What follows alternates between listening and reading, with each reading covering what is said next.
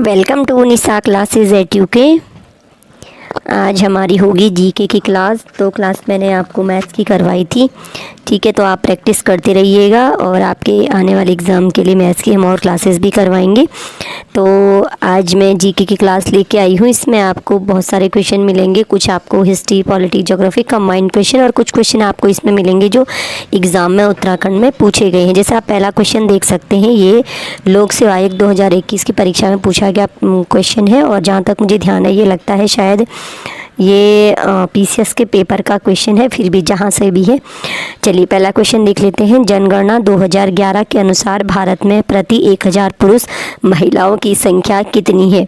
तो आप इतनी चीज़ का ध्यान रखिए कि आपको एग्ज़ाम में जनगणना 2011 ज़रूर पढ़ के जानी है। एक न एक क्वेश्चन जनगणना से ज़रूर पूछ लिया जाता है। आप किसी भी एग्ज़ाम की तैयारी कर रहे हैं, आप स्टेट की हैं, आप सेंटर की हैं, आप एसएससी वगैरह जो भी एग्ज़ाम तैयारी कर रहे हैं, जीके तो हर एग्ज़ाम में पूछा जाता है ना, तो आप जनगणना को पढ़ के ज़रूर जाइए। तो जो ये प्रति 1000 पुरुष पर, यानी आप इसको लिंगानुपात भी कह सकते हैं। तो लिंगानुपात जो हमारा भारत में था वो हमारा है प्रति 1000 पुरुष पर महिलाओं की संख्या। 4 ऑप्शन है, 910, 943, 920 या 980।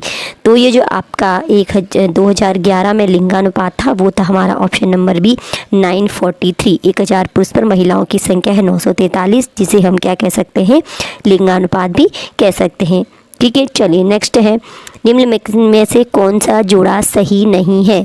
पंजाब हिमालय सिंध एवं सतलज नदियों के बीच, कुमाऊं हिमालय यमुना एवं काली नदियों के बीच, नेपाल हिमालय काली एवं तीस्ता नदियों के बीच, और असम हिमालय तीस्ता एवं ब्रह्मपुत्र नदियों के बीच।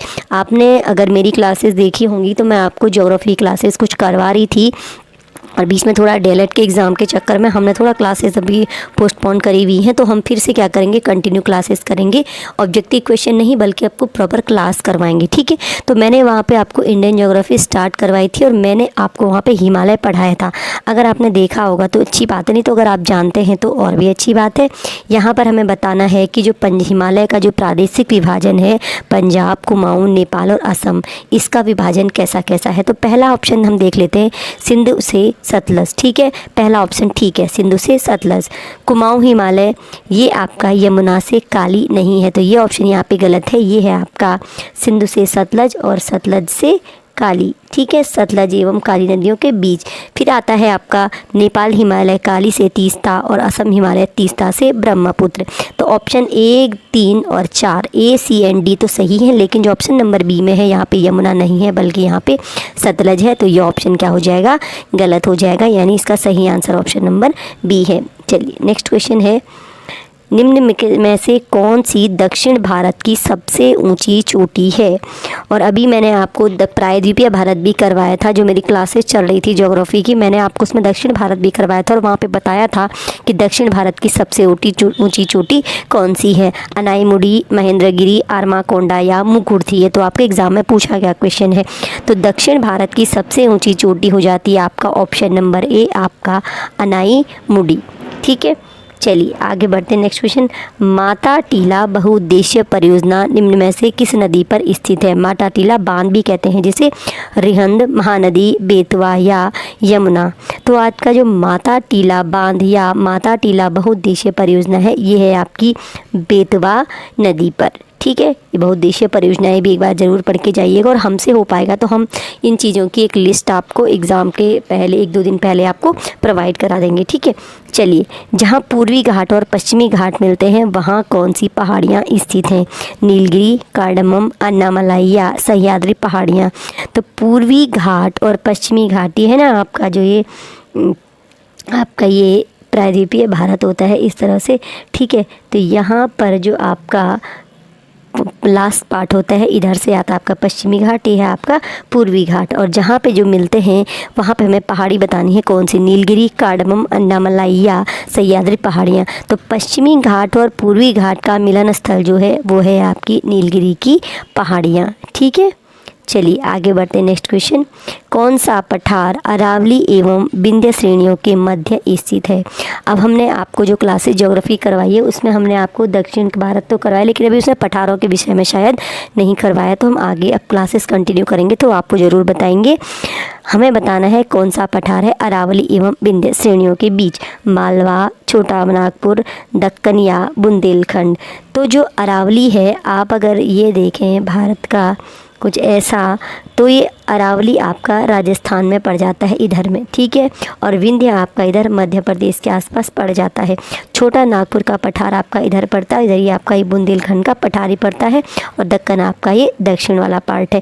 तो जो पठार अरावली एवं विंध्य श्रेणियों के बीच में पड़ता है वो है आपका मालवा का पठार। तो यानी इसका आंसर हो जाएगा आपका ऑप्शन नंबर ए। देख लीजिए एग्जाम में किस प्रकार के क्वेश्चन पूछ ले जाते हैं, थोड़ा सा आपको डिटेल स्टडी की ज़रूरत है। चलिए नेक्स्ट क्वेश्चन है, इनमें से कौन सा राज्य, देखिए दूसरा क्वेश्चन आ गया आपका उसका जनगणना का, सेंसस का, ठीक है। कौन सा राज्य 2011 में सर्वाधिक लिंगानुपात रखता है? कर्नाटक, गोवा, तमिलनाडु या आंध्र प्रदेश। तो 2011 में जो इन राज्यों में से, अब ये नहीं पूछा गया है कि ऑल ओवर जो भारत के 27-28 राज्य हैं उनमें से किसका सबसे अधिक है, नहीं, ये जो ऑप्शन हमें दिए गए हमें बताना है कि इनमें से किस में सबसे अधिक लिंगानुपात है। तो सबसे अधिक लिंगानुपात जो यहाँ पर हो जाएगा आपका तमिलनाडु, यानी इन 4 राज्यों में सबसे अधिक जो लिंगानुपात है वो है आपके तमिलनाडु में। और जहाँ तक मुझे लगता है कि शायद केरल के बाद तमिलनाडु का ही लिंगानुपात में सबसे पहला स्थान है, ठीक है, केरल के बाद की बात कर रही हूँ। चलिए नेक्स्ट क्वेश्चन, कोडरमा किस खनिज के लिए प्रसिद्ध है? ठीक, लौहयस्क, अभ्रक, जिप्सम या बॉक्साइट। कोडरमा जो है आपका, ये जहाँ तक मुझे लगता है कोडरमा आपकी है छत्तीसगढ़ में, और कोडरमा की जो खाने हैं वो हैं आपकी अभ्रक के लिए प्रसिद्ध, और कहाँ है आपका ये छत्तीसगढ़ में है। चलिए नेक्स्ट क्वेश्चन, भारत का पिट्सबर्ग है? भागलपुर, वाराणसी, सिंदरी या जमशेदपुर। तो भारत का पिट्सबर्ग, और पिट्सबर्ग किसके लिए प्रसिद्ध है? आपके लौह अयस्क के लिए, ठीक है। तो भारत का पिट्सबर्ग किस चीज़ के लिए है? आपका भागलपुर, वाराणसी, सिंदरी या जमशेदपुर। तो भारत का पिट्सबर्ग कहा जाता है आपका जमशेदपुर, ठीक।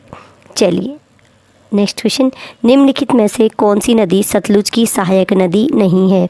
बास्पा, स्पीति, रावी या ब्यास। ये लोक से जो अपर पीसीएस का एग्ज़ाम हुआ था आपके 2022 में, वहाँ पर पूछे गए क्वेश्चन है। हमें बताना है कौन सी नदी सतलुज की सहायक नदी नहीं है?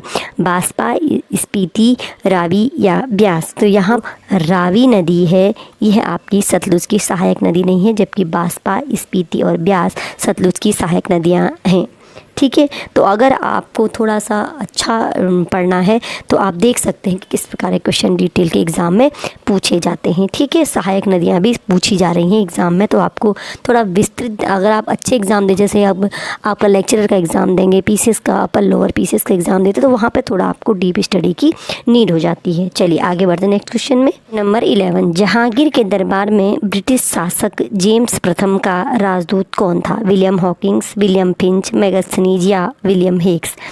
तो जहांगीर के दरबार में जो आपका ब्रिटिश शासक जेम्स प्रथम का राजदूत आता है, तो वो आता है आपका, सबसे पहले आता है आपका विलियम हॉकिंस, ठीक है।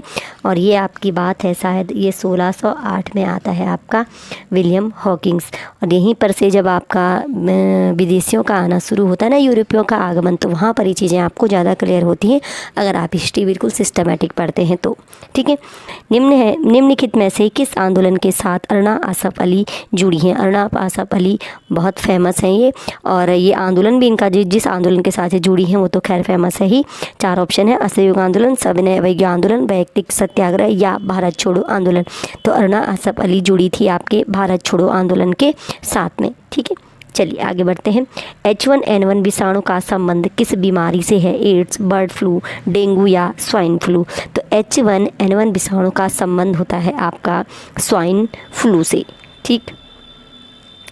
नेक्स्ट है 2011 की जनगणना के अनुसार सर्वाधिक महिला, ये भी मत ये आपके उत्तराखंड के नहीं लेकिन अदर स्टेट में जो एग्ज़ाम होते हैं वहाँ पर पूछे गए क्वेश्चन है। ठीक है, 2011 की जनगणना के अनुसार सर्वाधिक महिला साक्षरता वाला केंद्र शासित प्रदेश कौन सा है। अभी हमने सर्वाधिक साक्षरता लिंगानुपात वाली चीज़ें पढ़ी थी और यहाँ पर हम देख रहे हैं कि सर्वाधिक महिला साक्षरता वाला केंद्र शासित प्रदेश। एक एक चीज़ ध्यान से देनी है, केंद्र शासित प्रदेश की बात है और ये केवल साक्षरता नहीं, महिला साक्षरता। तो पांडिचेरी, चंडीगढ़, दमनदीप या लक्षद्वीप। तो सर्वाधिक महिला साक्षरता वाला केंद्र शासित प्रदेश आपका हो जाता है लक्षद्वीप। ठीक है, चलिए नेक्स्ट क्वेश्चन, किस स्तर की ध्वनि खतरनाक ध्वनि प्रदूषण कहलाती है। 30, 40, 60 या 80। तो ध्वनि प्रदूषण की श्रेणी में जो आता है वो आपका 80 डेसिबल, 80 डेसिबल से ऊपर की जो ध्वनि होती है वो आपकी ध्वनि प्रदूषण की श्रेणी में आती है। पीने के पानी को शुद्ध करने के लिए किसे प्रयोग में लाया जा सकता है। इसे तो सभी जानते होंगे, सल्फर डाइऑक्साइड, क्लोरीन, फ्लोरीन या कार्बन डाइऑक्साइड। हमने आपके जो डीएलएड के पीवाईक्यू देखे हैं तो इस प्रकार का ही जीके वहाँ पे मोस्टली पूछा जाता है। तो आज हमने यही सोचा कि आपको थोड़ा बेसिक सा जीके कराया जाए। ठीक है, तो पीने के पानी को शुद्ध करने के लिए सभी जानते होंगे हम किसे यूज़ करते हैं, आपका क्लोरीन का यूज़ करते हैं। पारिस्थितिक तंत्र के जैविक घटकों में उत्पादक घटक कौन सा है। गाय, मोर, बाघ या हरे पौधे। तो पारिस्थितिकी तंत्र जो हमारा इकोसिस्टम है उसमें उत्पादक कौन होता है, आपका हरे पौधे उत्पादक होते हैं। नेक्स्ट है, जावर खाने किसके लिए प्रसिद्ध हैं। बॉक्साइट, टंगस्टन, जस्ता या सीसा। तो आपके जो जावर की खाने हैं, ये जावर की खाने आपकी किसके लिए प्रसिद्ध हैं, आपकी जस्ते के लिए प्रसिद्ध हैं। और ये कहाँ पे हैं आपकी, आई थिंक ये आपके राजस्थान में है जावर की खाने और ये प्रसिद्ध हैं आपके जस्ते के लिए। नेक्स्ट क्वेश्चन है, कोयली है असम में जल विद्युत संयंत्र, महाराष्ट्र में ताप विद्युत संयंत्र, गुजरात में तेल शोधनशाला या आंध्र प्रदेश में जैव गैस संयंत्र। अब यहाँ पर राज्य भी दिए गए हैं और वो क्या है वो भी आपको देना है। तो आपको दोनों चीज़ें पता होनी चाहिए, कोयली कहाँ पे है और कोयली क्या है। तो आपका कोयली जो है वो है गुजरात में तेल शोधनशाला। तो कोयली कहाँ पे है अगर पूछ लिया जाता है, कोयली है गुजरात में और कोयली में क्या है आपका तेल शोधनशाला है। चलिए नेक्स्ट क्वेश्चन, लोक लेखा समिति अपनी रिपोर्ट किसको प्रस्तुत करती है। भारत के प्रधानमंत्री को, भारत के वित्त मंत्री को, संसदीय कार्य मंत्री को या संसद को। तो लोक लेखा समिति जो होती है वो अपनी रिपोर्ट प्रस्तुत करती है संसद को प्रस्तुत करती है। लोक लेखा समिति अपनी रिपोर्ट किसको प्रस्तुत करती है, संसद को प्रस्तुत करती है। इस प्रकार हमारे जो बहुत सारी समितियां होती हैं, कुछ स्थायी होती हैं, कुछ अस्थायी समितियां होती हैं, लेकिन ये हम डिटेल से तब बताएंगे जब प्रॉपर आपकी क्लासेस करवाएंगे। अभी ये डीएलएड का एग्ज़ाम जैसे ही समाप्त हो जाएगा तो आपकी प्रॉपर क्लासेस करवाई जाएंगी। अभी हमारा ज्योग्राफी चल रहा है तो उसके बाद हम पॉलिटी वगैरह भी आपको ज़रूर करवाएंगे। ठीक है, तो मिलते हैं आपसे नेक्स्ट क्लास में।